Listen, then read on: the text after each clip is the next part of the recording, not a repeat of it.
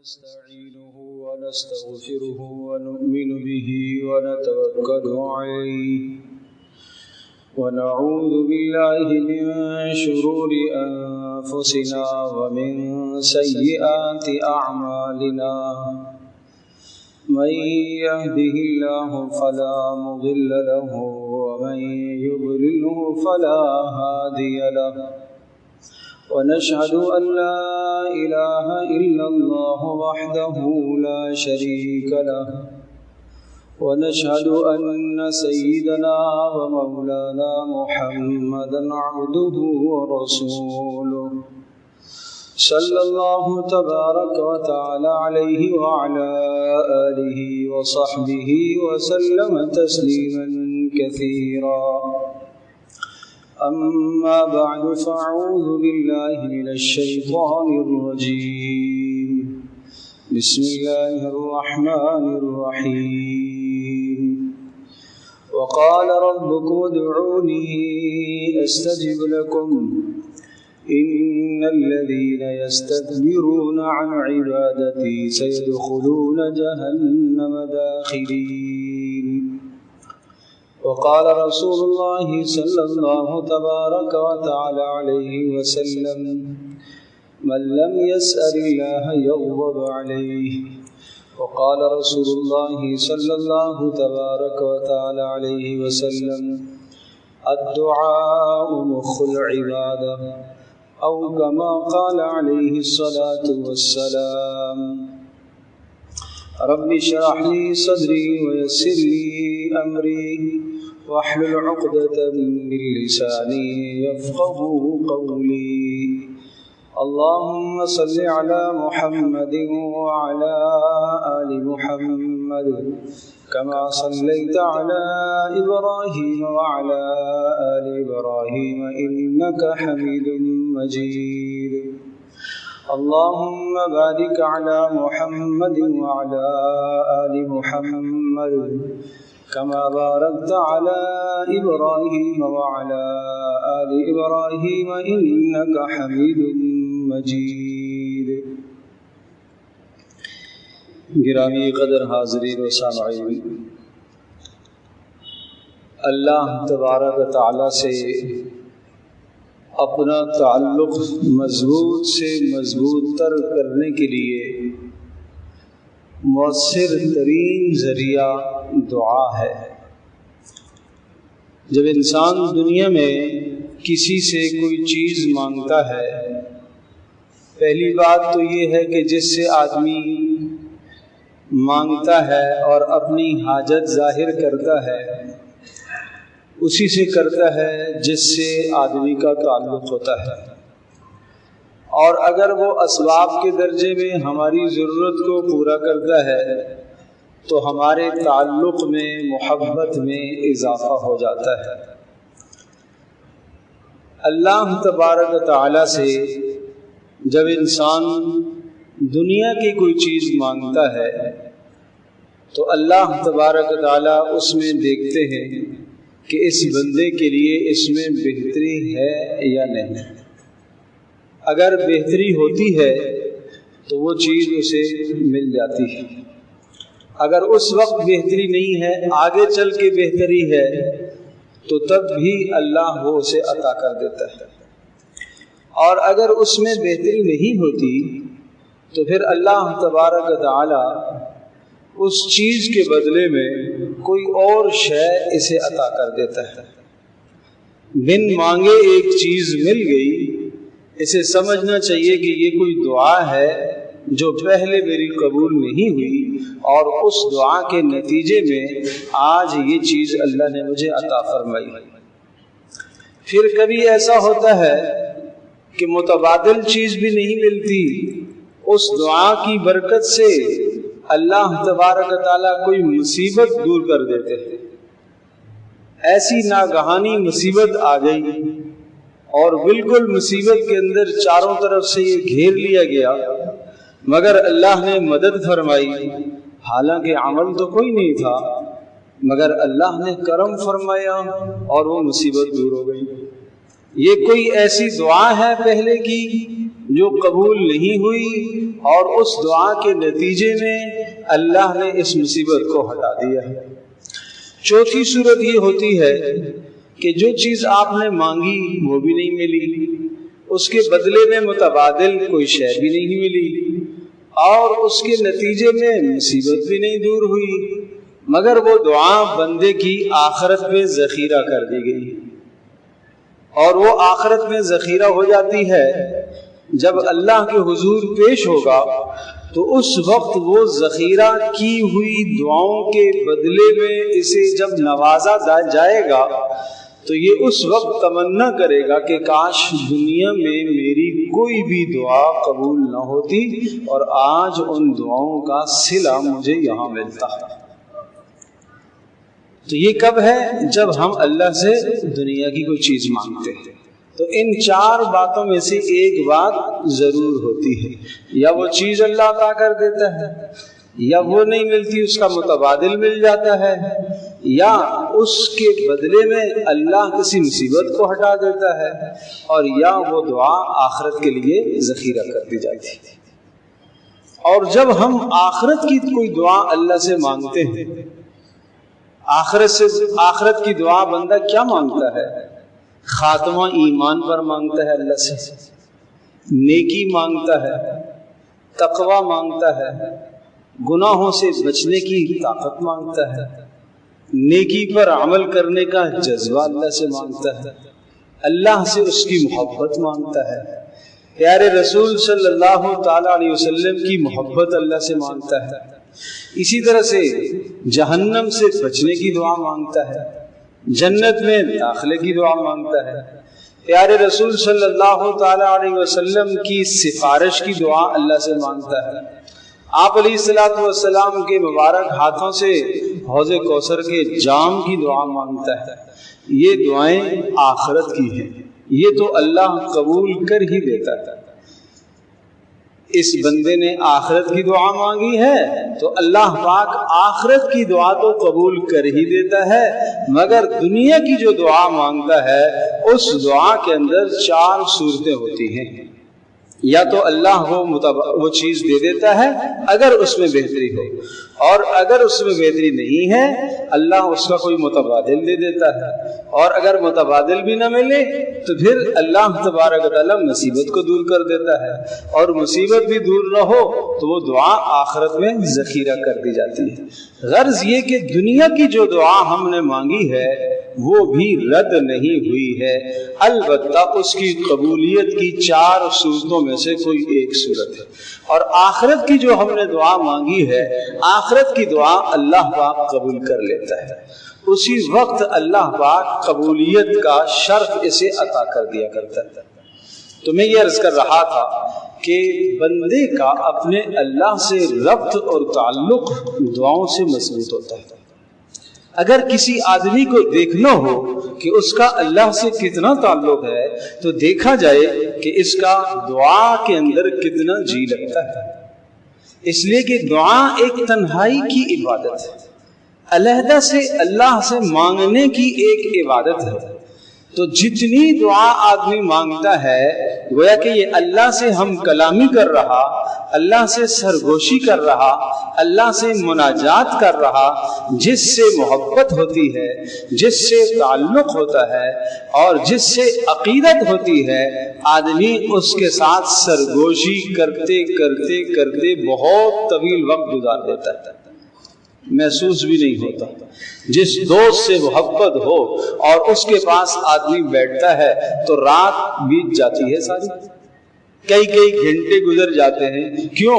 یہ تعلق کی دلیل ہے۔ تو کیا وجہ ہے کہ اللہ کے سامنے ہاتھ اٹھائیں تو 2 منٹ کے اندر دعا ختم ہو جاتی ہے، اللہ کے سامنے ہاتھ اٹھائیں تو دعا کرنا ہی نہیں آتی، اللہ کے سامنے ہاتھ اٹھائیں تو دعا مانگنا ہی نہیں آتی۔ تو آج کی نشست میں انبیاء علیہ السلام کی چند دعاؤں کا مجموعہ آپ کے سامنے عرض کرتا ہوں۔ دیکھو انبیاء علیہ السلام نے اللہ سے کیسے مانگا۔ ہر نبی نے اپنی چھوٹی مشکل میں، اپنی بڑی مشکل میں، اپنی چھوٹی پریشانی ہو یا بڑی پریشانی ہو، کسی بھی قسم کی پریشانی ہو تو ہر نبی نے اپنے اللہ سے مانگا اور اللہ سے رجوع کی۔ پیارے رسول صلی اللہ تعالی علیہ وسلم تو یہاں تک ہمیں تعلیم دے رہے ہیں کہ اگر تمہیں کوئی معمولی سی شے بھی مانگنی ہو، طلب ہو تمہاری، تو تم اللہ سے مانگو۔ کیا کیا؟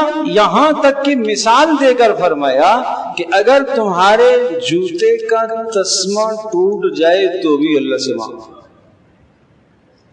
اب آپ کہیں گے جوتے کا تسمہ بھائی یہ اللہ سے کیا مانگے، میری جیب میں پیسے ہیں اور بازار میں تسمہ موجود ہے، جا کے لے آتا ہوں۔ بات تعلق کی تھی، بات محبت کی تھی۔ جس سے آپ کا تعلق اور محبت ہے، آپ اپنے گھر سے نکلیں گے، آپ بتا کے جائیں گے کہ میں یہ شے لینے کے لیے بازار جا رہا ہوں۔ کیوں؟ اس سے آپ کا تعلق ہے۔ اللہ سے قوی اور قوی تر تعلق ہوگا تو آدمی اللہ سے التجا کر سکتا ہے، اے اللہ یہ میری حاجت ہے، جوتے کا تسمہ ٹوٹ گیا، یہ میری ایک حاجت ہے، اے اللہ اس حاجت کو پورا کرنے کے لیے، اس ضرورت کو پورا کرنے کے لیے ظاہری سبب جو ہے بازار جانا اور وہاں جا کے خریداری کرنا، اس لیے میں جا رہا ہوں، یہ اللہ سے مانگنا ہوگے۔ سبب آپ اختیار کریں مگر بھروسہ اللہ کی ذات پر۔ اب اس کا یہ معنی نہیں ہے کہ ہم اللہ سے مانگے اور ہم یہاں ہی بیٹھ جائیں، سبب آپ اختیار کریں مگر آپ کا رجوع اللہ کی طرف ہو۔ یہاں تک کہ یہ ارشاد فرمایا کہ اگر کوئی آدمی سفر کر رہا ہو اور اگر وہ گھوڑے پر سوار ہو اور گھوڑے کا چابک اس کے ہاتھ سے گر جائے تو وہ بھی اللہ سے مانگے۔ آج کل گھوڑا تو نہیں ہے، آپ گاڑی میں سفر کر رہے ہیں، راستے میں ٹائر پنچر ہو گیا۔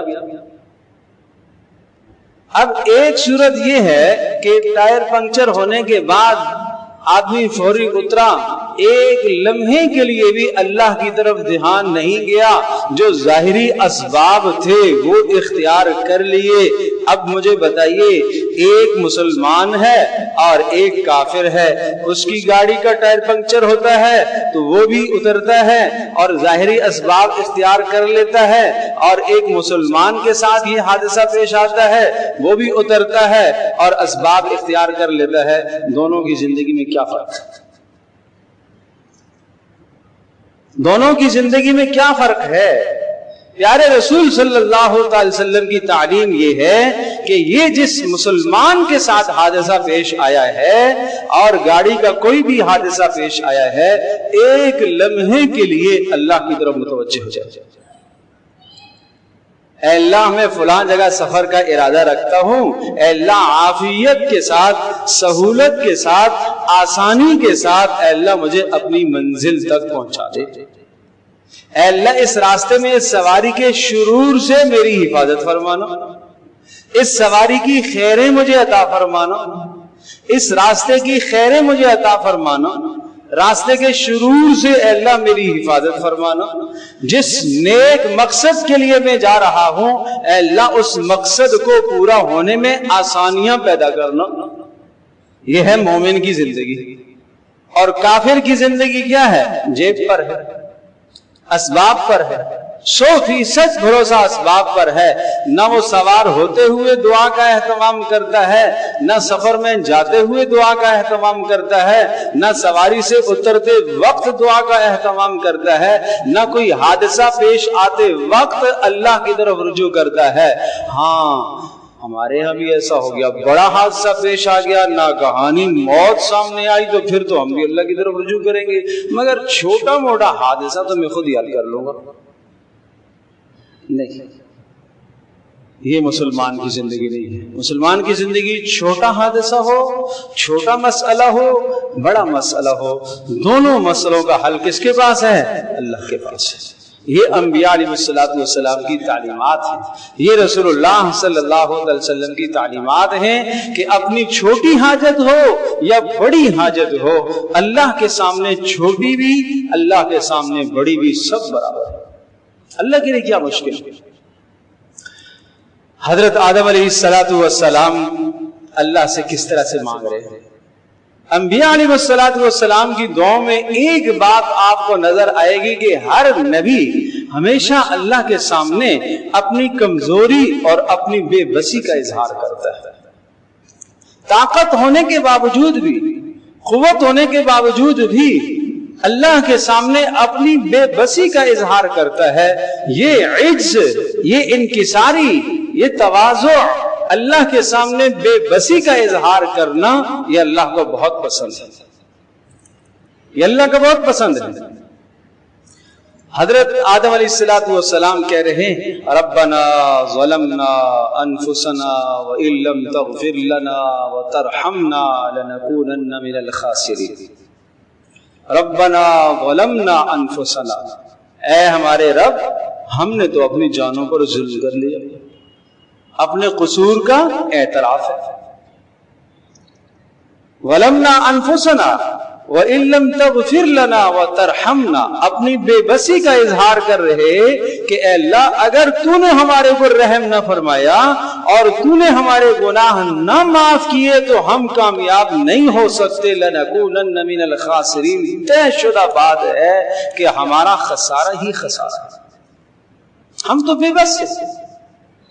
اگر آپ نے رحم نہ فرمایا، کرم نہ کیا، اپنی کرم نوازی کو ہمارے اوپر نازل نہ فرمایا اور آپ نے ہماری بخشش اور مغفرت کا فیصلہ نہ فرمایا تو ہمارا تو خسارہ ہی خسارہ ہے، ہمارا تو نقصان ہی نقصان ہے۔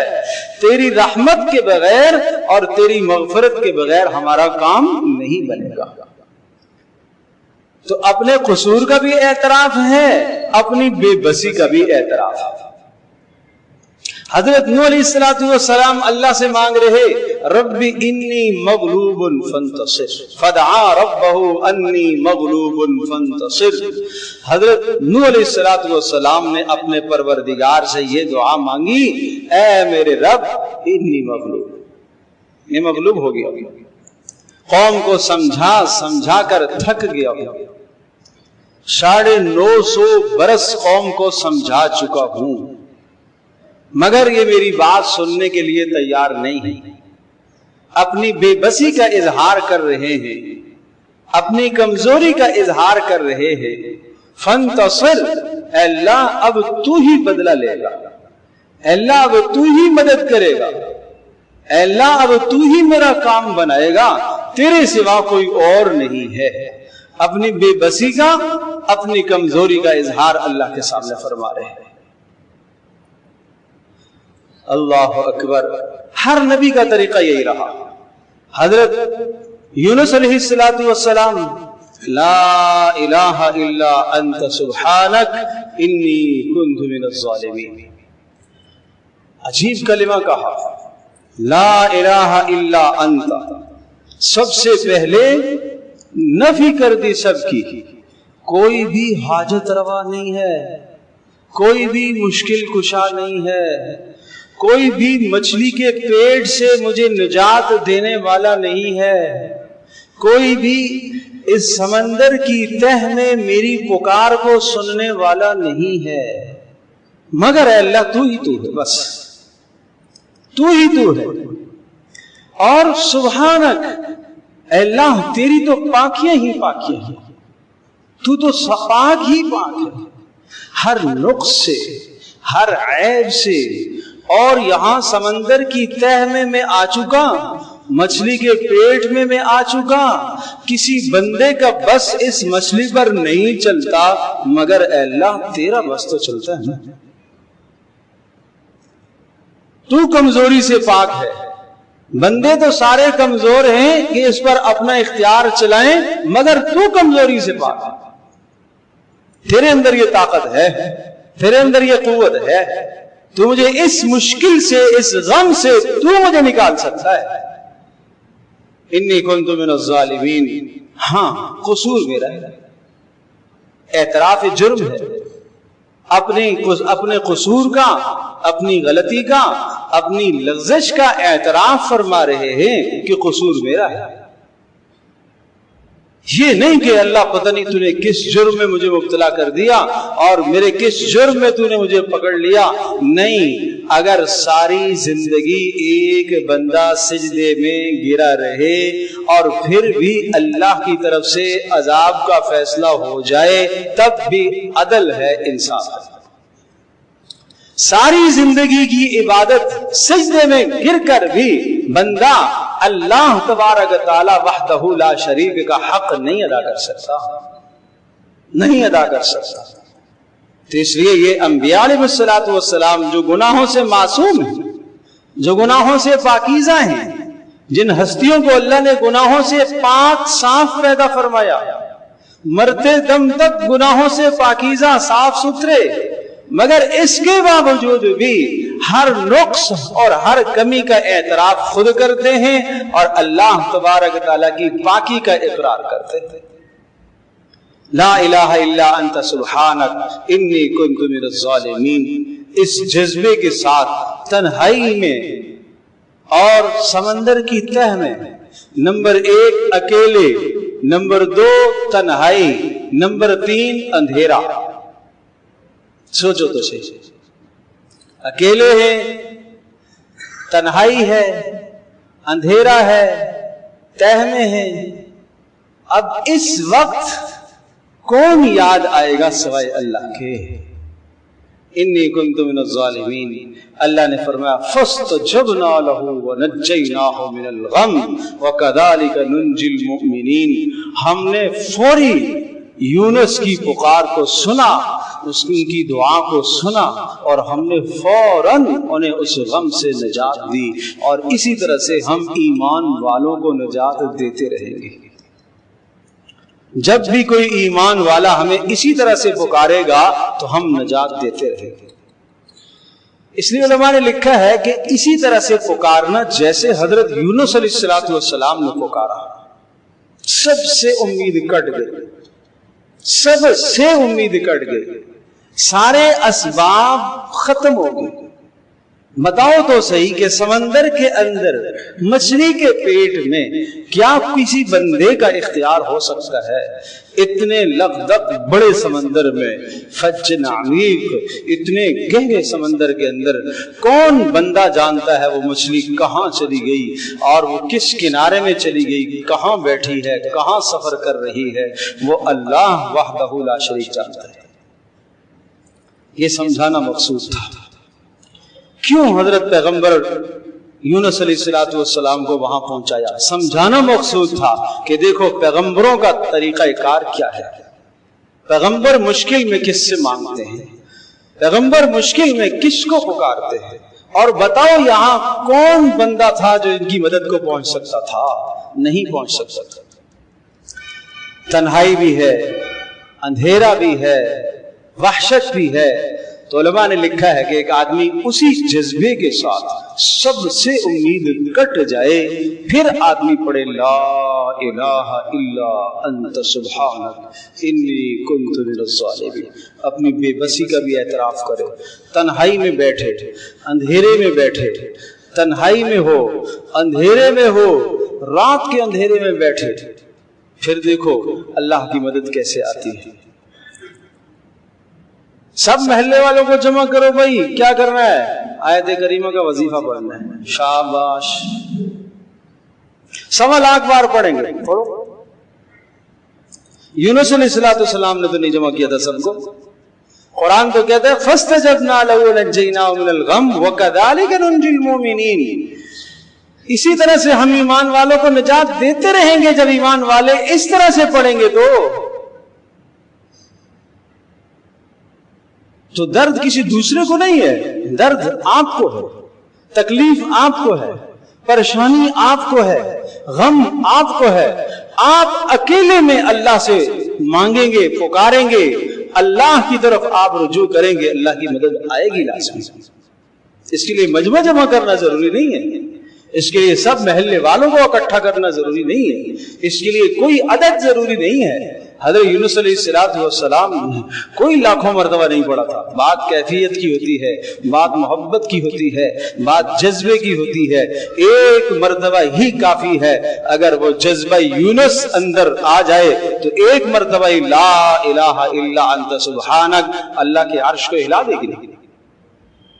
وہ کیفیت تو لو۔ اللہ اکبر۔ انبیاء علیہ السلام کی دعاؤں کا یہ طریقہ کار ہے۔ حضرت زکریا علیہ السلام کی دعا اللہ نے قرآن کریم کے اندر ذکر فرمائی۔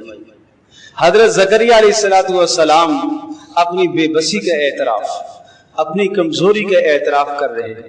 عجیب بات یہ ہے، اللہ نے یہ سب واقعات کیوں ذکر کیے ہیں؟ یہ انبیاء علیہ السلام کے واقعات میری اور آپ کی رہنمائی کے لیے، یہ ہماری رہنمائی ہے۔ سورۃ الانبیاء آپ دیکھیں، ہر نبی کی دعا کو اللہ پاک نے اس طرح سے ذکر فرمایا۔ ہر نبی نے مشکل میں، نوح علیہ السلام نے مشکل میں کسے پکارا؟ اللہ۔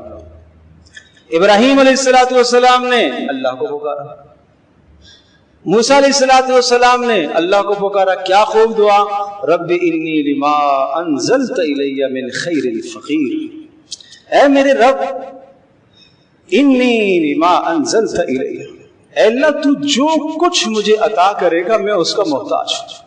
عجیب کیفیت تھی موسیٰ علیہ السلام کی کہ جب مصر سے مدین کی طرف چلے اور مدین جب پہنچے تو اب نہ اپنا گھر ہے، نہ اپنا وطن ہے، نہ وہاں کوئی جاننے والا ہے، نہ وہاں کوئی پرسان حال ہے، اجنبیت ہے، دوسرے ملک میں آ گئے ہیں، نہ معلوم یہاں کیا سابقہ ہوگا، نہ معلوم یہاں کیا حال پیش آئے گا، تو کس کی طرف رجوع کیا مشکل میں؟ اللہ کی طرف۔ کسی سے سوال نہیں کیا، کسی سے سوال نہیں کیا۔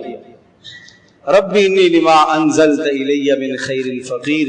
اور جن دو بیٹیوں کو، جوان بچیوں کو، ان کے جانوروں کو پانی پینے کے لیے کنویں سے پتھر ہٹایا تھا، انہیں بھی کہہ سکتے تھے کہ آج شام کا کھانا تو مجھے لا کے دے دو، انہیں بھی کہہ سکتے تھے۔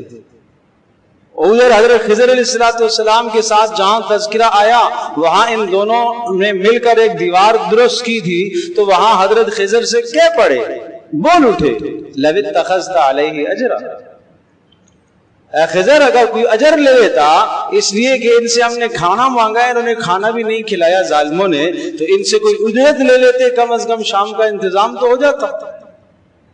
مگر یہاں سبحان اللہ، رب انی لما انزلت الی من خیر فقیر، اے اللہ جو بھی تو عطا کرے گا میں اس کا محتاج ہوں، جو تو نے مجھے دے دیا میں اس کا محتاج ہوں۔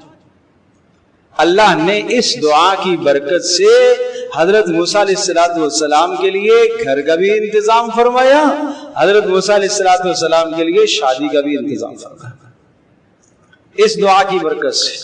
رب انی لما انزلت الی من خیر فقیر، وہ کیفیت لا کر اپنے گھر کے لیے، رشتوں کے لیے اس دعا کو پڑھو نا۔ موسیٰ علیہ السلام کی پڑھی ہوئی دعا کو پڑھو، مگر ہم تو پڑھتے ہیں، ہم تو 100 بار پڑھیں گے۔ مول صاحب کتنی بار پڑھنی ہے؟ 100 بار پڑھنی ہے۔ مول صاحب کتنی بار پڑھنی ہے؟ 500 بار پڑھنی ہے۔ نماز فرض، وہ بات کی بات ہے، فرض نماز نہیں پڑھے گا، جھوٹ زبان سے نہیں چھوڑے گا، خیانت نہیں چھوڑے گا، بددیانتی نہیں چھوڑے گا، مگر وظیفہ پڑھے گا۔ وظیفہ پڑھنے سے ثواب تو مل جائے گا، لا الہ الا انت سبحانک انی کنت من الظالمین کا ثواب تو ملے گا، مگر پہلے وہ موسیٰ علیہ السلام کی کیفیت تو لاؤ،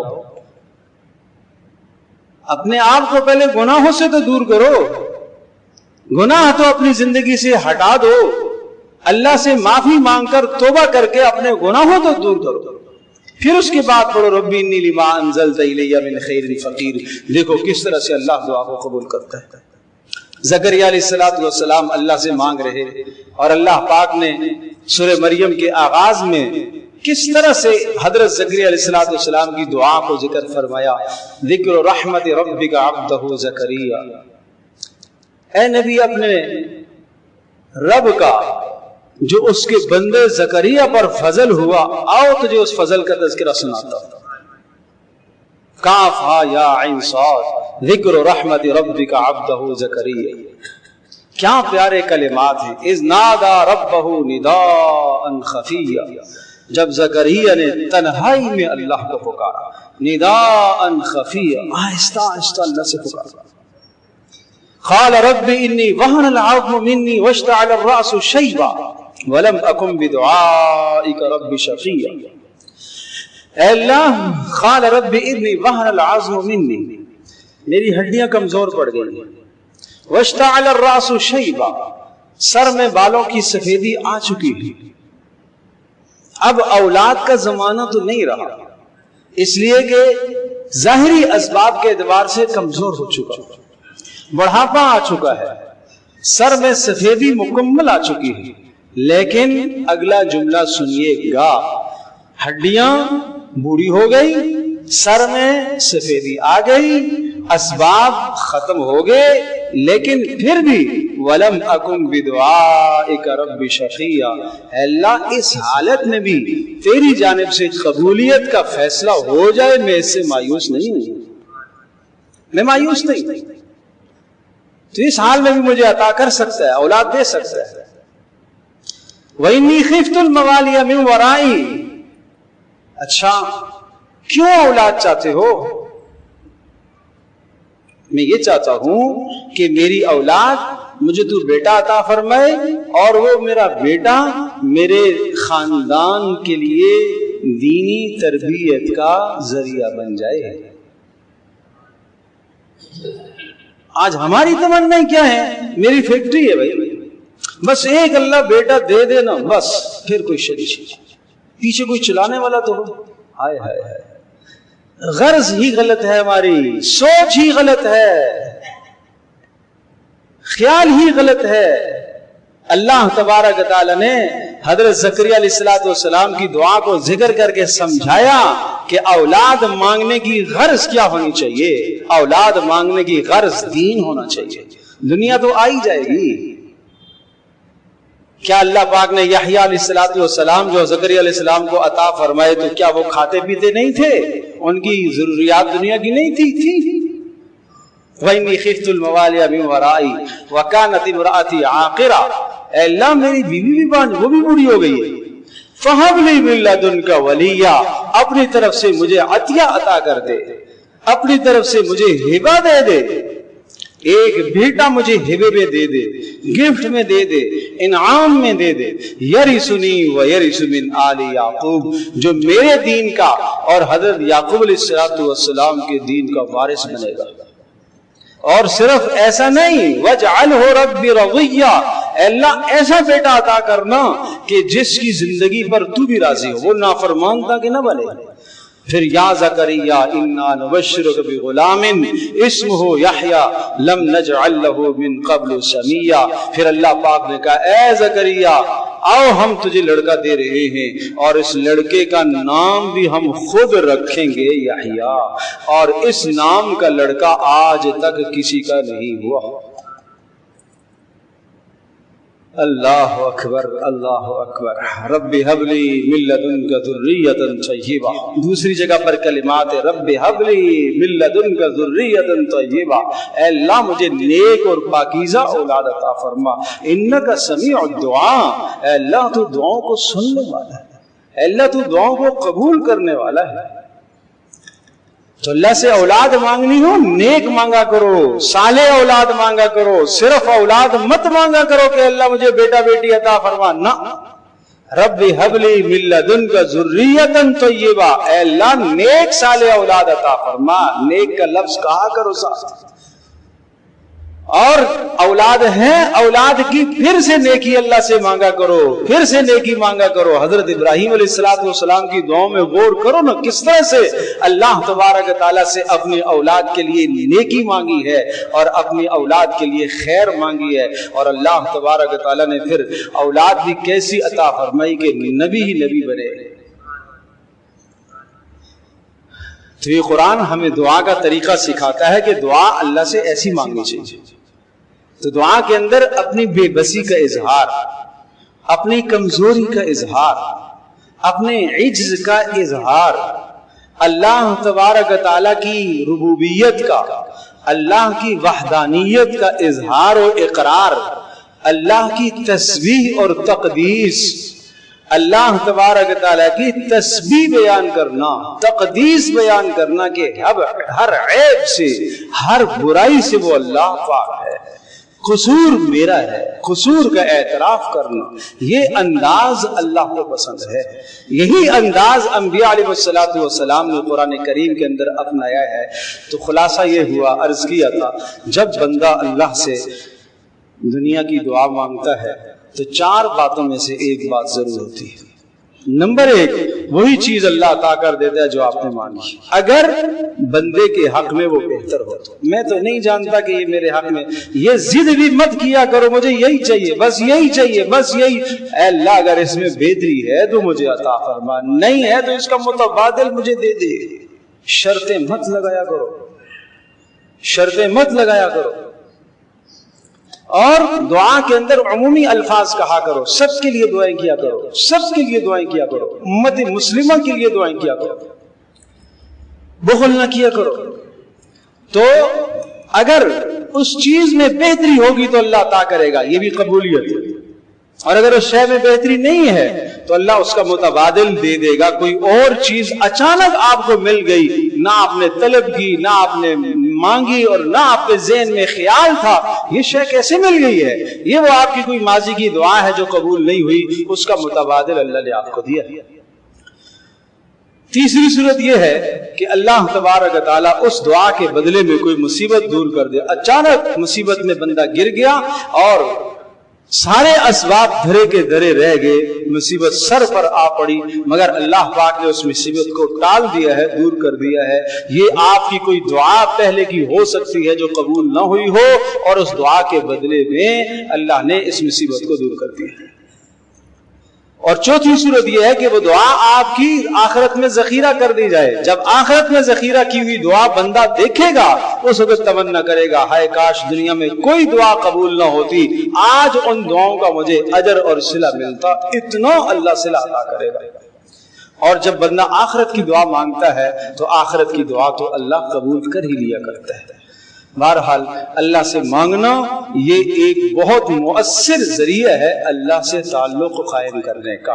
جس آدمی کو دیکھنا ہو کہ اس کا اللہ سے کیا تعلق ہے، دیکھو اس کو دعاؤں میں کتنا جی لگتا ہے، کتنا لطف آتا ہے دعاؤں میں مزہ آنا، لطف آنا، جی لگنا، لمبی لمبی دعائیں کرنا، یہ اس بات کی نشانی ہے کہ اس بندے کا اللہ سے تعلق ہے۔ اللہ پاک ہم سب کو یہ تعلق نصیب فرمائے۔ وآخر دعوانا الحمدللہ۔